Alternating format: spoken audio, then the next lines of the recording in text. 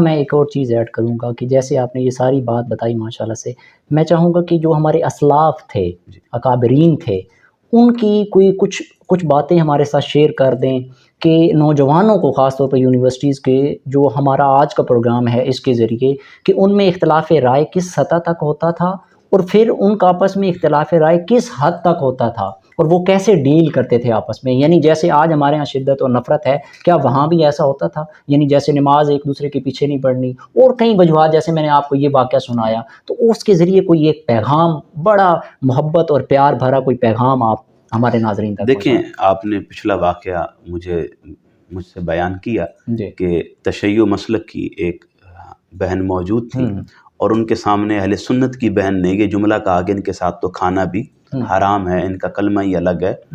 دیکھیں، نبی رحمت صلی اللہ علیہ وآلہ وسلم کی بارگاہ میں یہود اور نصارہ آتے تھے. اگر آپ نے قرآن مجید کی آیت مباہلہ پڑھی ہے تو آپ کو معلوم ہوگا نجران سے عیسائیوں کا ایک وفد آیا اور انہوں نے مسجد نبوی میں نبی رحمت صلی اللہ علیہ وآلہ وسلم کی خدمت میں حاضری کا شرف پا کر حضرت عیسیٰ کی شان کے بارے میں چند باتیں کی. پھر اللہ رب العزت کے رسول نے اللہ رب العزت کے حکم سے انہیں مباہلے کے لیے بلایا.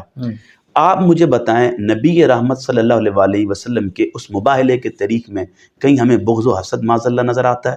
کہیں نفرت و عداوت معاذ اللہ نظر آتی ہے؟ کہیں ہمیں ان عیسائی پادریوں کے آنے کی وجہ سے نبی رحمت کے چہرے پر رنگ متغیر ہوتا ہوا نظر آتا ہے؟ نہیں. جب رسالت مآب صلی اللہ علیہ وآلہ وسلم جو ہمارے لیے آئیکن ہے، ہمیں زندگی گزارنے میں اللہ رب العزت نے رسول کی حیات عطا کی ہے، تو جب ہمارے لیے راہیں متعین ہیں، ہمارے لیے حدود طے ہیں، ہمارے لیے اللہ رب العزت نے سارے پیرائے پہلے سے عطا کر رکھے ہیں، تو ان کے ہوتے ہوئے ہمیں کیا ضرورت ہے کہ ہم مسلکی اختلافات کو بیس بنا کر کسی پر کفر اور شرک کے فتوے لگانا شروع کر دیں؟ اسلام قطعاً اس چیز کی اجازت نہیں دیتا کہ ہم لوگ کسی سے مسلکی اختلاف، جو کہ فروعی اختلافات ہیں. رسول کی زندگی ہمارے لیے بہترین نمونہ ہے، اور رسول کی بارگاہ میں عیسائیوں کا وفد آ رہا ہے کہ جو خدا کے بارے میں تثلیث کا عقیدہ رکھتا ہے، روح کا، ابن کا اور اب کا عقیدہ رکھتا ہے. تو اللہ کے رسول نے کیا عیسائیوں کے ساتھ جو تثلیث کا عقیدہ رکھتے ہیں ان کے ساتھ کھانا پینا چھوڑا ہے؟ بتائیں. نہیں. ان کے ساتھ شادی کرنے سے روکا ہے؟ نہیں. ان کے ساتھ دیگر معاملات کرنے سے روکا ہے؟ ان کے ذبیحے کے بارے میں شریعت میں کیا حکم ہے؟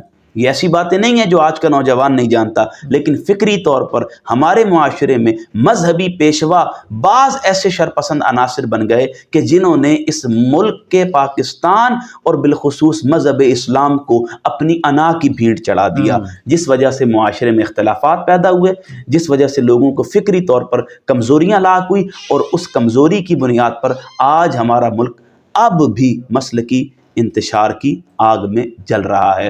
میں نوجوانوں کو یہی پیغام دینا چاہوں گا کہ اکابرین میں اختلاف رہا ہے، لیکن اختلاف کی بنیاد پر فتویٰ بازی نہیں کی گئی، اختلاف کی بنیاد پر کسی کو کفر کے فتووں سے نوازا نہیں گیا، اختلاف کی بنیاد پر آپس میں لڑوایا نہیں گیا، جدل اور قتال نہیں کیا گیا، اس اختلاف کو سلجھایا گیا ہے، اس اختلاف کو اس کے طے کردہ معیار جو قرآن اور سنت نے عطا کیا تھا اسے ان معیارات کے مطابق سمجھا گیا ہے.